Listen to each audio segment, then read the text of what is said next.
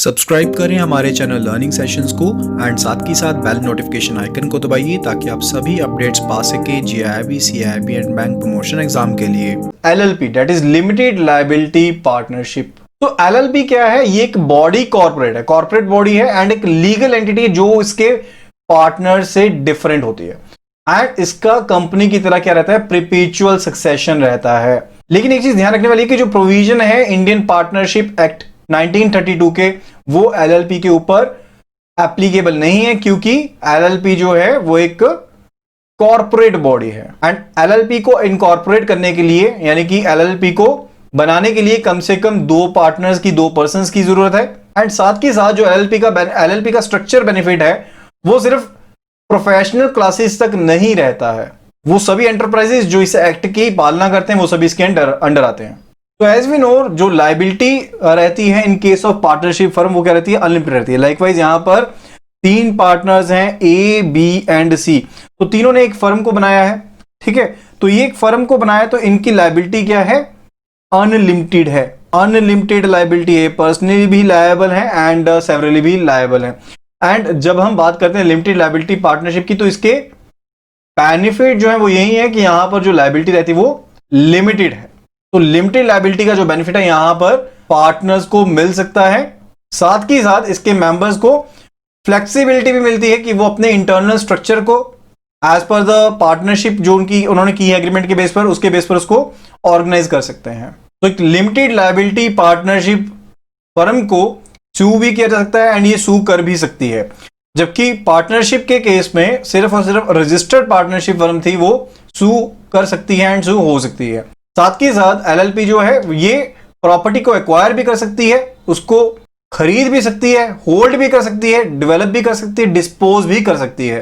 And LLP के case में as we told you कि इसका परपेचुअल सक्सेशन है, तो कहने का मतलब है कि अगर कोई पार्टनर यहां से, अब कोई पर्सन था वो पार्टनर नहीं रहना चाहता एलएलपी का in accordance with the agreement with the other partners, या फिर अगर कोई एग्रीमेंट नहीं है तो वो दूसरे पार्टनर से, इस फर्म से निकलना चाहता है, एलएलपी से निकलना चाहता है, तो उसे इन राइटिंग में नोटिस देना होगा, 30 डे नोटिस देना होगा कि वो बीइंग पार्टनर रिजाइन करना चाहता है। एंड इन इवेंट्स अगर कोई काम ऐसा किया जाता है एलएलपी के द्वारा या फिर किसी भी उसके पार्टनर्स के द्वारा इस इंटेंशन के साथ कि उन्होंने अपने क्रेडिटर्स के साथ फ्रॉड करना है, एलएलपी ने अपने क्रेडिटर्स के साथ फ्रॉड करना है या किसी पर्सन के साथ फ्रॉड करना है या कोई और फ्रॉडलेंट पर्पस है, तो जो लायबिलिटी होगी एलएलपी की एंड पार्टनर्स की जिनकी इंटेंशन होगी फ्रॉड करने की अपने क्रेडिटर के साथ या किसी और फ्रॉड एक्टिविटी में पार्टिसिपेट करने की, उनकी लायबिलिटी अनलिमिटेड होगी।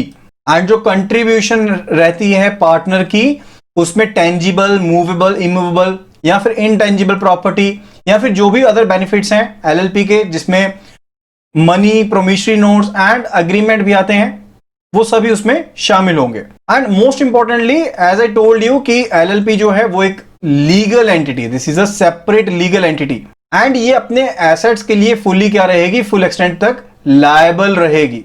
एंड जो इसके पार्टनर्स हैं इनकी लायबिलिटी जो रहेगी that would be liable to the limited to the agreed contribution, है कि जिस कंट्रीब्यूशन उन्होंने की है इस एलएलपी में उस कंट्रीब्यूशन तक का अमाउंट जो है उनका वो क्या रहेगा? लायबल रहेगा।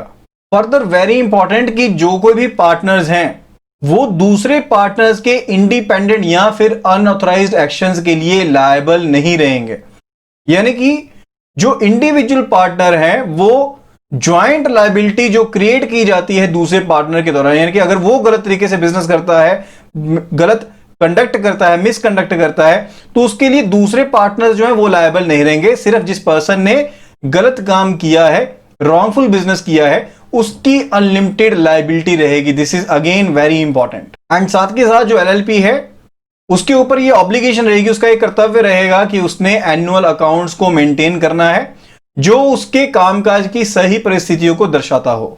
साथ के साथ यहां पर इस एक्ट के तहत एलएलपी के तहत जो प्रोविजंस हैं दी गई हैं, जैसे कि कॉर्पोरेट एक्शंस में रहता है, जैसे मर्जर्स हो गए, अमलगमेशंस हो गई। साथ ही साथ यहां पर एक प्रोविजन रहता है regarding the voluntary winding up, यानी कि अगर वॉलंटरी वाइंड अप किया जाता है एलएलपी को उसके पार्टनर्स के द्वारा या फिर किसी ट्रिब्यूनल के द्वारा, किसी कोर्ट के द्वारा वाइंडिंग अप का डिसीजन दिया जाता है तो यहां पर वाइंड अप उनको किया जा सकता है। एंड फर्दर प्रोविजन ऐसा भी है कि जो एलएलपी है उसे प्राइवेट लिमिटेड कंपनी में भी कन्वर्ट किया जा सकता है। तो this is regarding the provisions. And जो फ्रेमवर्क है, इसके रूल्स हैं, लॉज हैं, रेगुलेशंस हैं लिमिटेड लायबिलिटी पार्टनरशिप के, that are contained in the LLP act, limited liability partnership act 2008 and limited liability rules 2009, जिन्हें हम एलएलपी रूल्स भी कहते हैं। तो इन रूल्स में प्रोविजन ये भी है इस एक्ट के कि जो प्रॉफिट्स होंगे इस एलएलपी के वो टैक्स के दायरे में आएंगे, बिकॉज एलएलपी क्या है, एक कॉर्पोरेट बॉडी है। एंड जो एसेट्स हैं एलएलपी के, that are treated as assets of the partners, यानी कि उनके ऊपर कैपिटल गेन टैक्स भी लगेगा। तो टैक्सेशन के पॉइंट ऑफ व्यू से ये पॉइंट बहुत इंपॉर्टेंट है। पहला पॉइंट ये है कि जो एलएलपी का प्रॉफिट है वो टैक्सेबल होगा। सेकंड है जो एसेट्स हैं एलएलपी के, वो किसके एसेट्स ट्रीट होंगे, पार्टनर्स के एसेट ट्रीट होंगे, तो उसके ऊपर कैपिटल गेन टैक्स जो है वो भी लगेगा।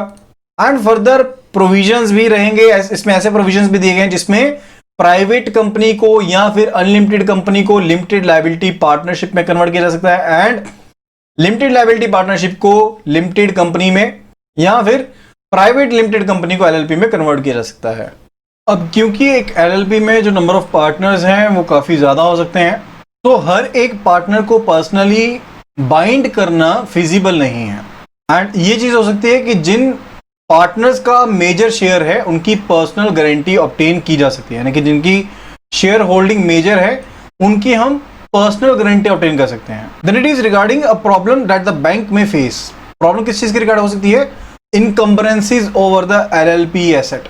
इनकम्बरेंस क्या होता है, जब हमने किसी एसेट के ऊपर चार्ज क्रिएट करना है उसे हम इनकम्बरेंस कहते हैं। तो जब भी हम एलएलपी एसेट्स के ऊपर इनकम्बरेंस करते हैं तो उसमें बैंक को दिक्कत रहती है, क्योंकि कंपनी की तरह, जैसे हम लिमिटेड कंपनी की बात की थी हमने कि आरओसी के पास आपको चार्ज को रजिस्टर कराना पड़ता है, ऐसा कोई भी प्रोविजन एलएलपी के केस में नहीं है। एंड फर्दर क्योंकि जो पार्टनर्स हैं वो पर्सनली लायबल नहीं रहते हैं एंड सिर्फ उनका जितना एक्सटेंट है शेयर होल्डिंग है एलएलपी में उस एक्सटेंट तक ही रहते हैं, तो बैंक को उस केस में काफी दिक्कत रहती है, क्योंकि उनकी पर्सनल लायबिलिटी नहीं रहती है पार्टनर्स की।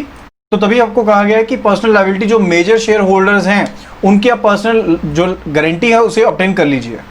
एंड एक खास चीज जो बैंक को ध्यान रखनी है कि जब भी फाइनेंस देना है एलएलपी को, उससे पहले बैंक को थॉरली जो भी रजिस्टर्स हैं एलएलपी के उसको गो थ्रू कर लेना चाहिए, जिसमें जो नंबर्स हैं, नेम्स हैं पार्टनर्स का, कितने पार्टनर हैं, ये सब चीजें दे रखी होंगी, साथ के साथ पैटर्न एंड कितनी लायबिलिटी है एक पार्टनर की, एक्सटेंट ऑफ लायबिलिटी वो भी सब बता रखा होगा।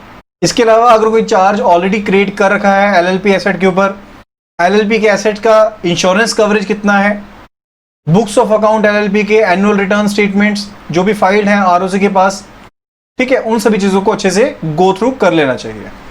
तो that was about the LLP. So visit our website https://iibf.info for full course videos and chapter-wise previous questions, mock test, and all the study materials.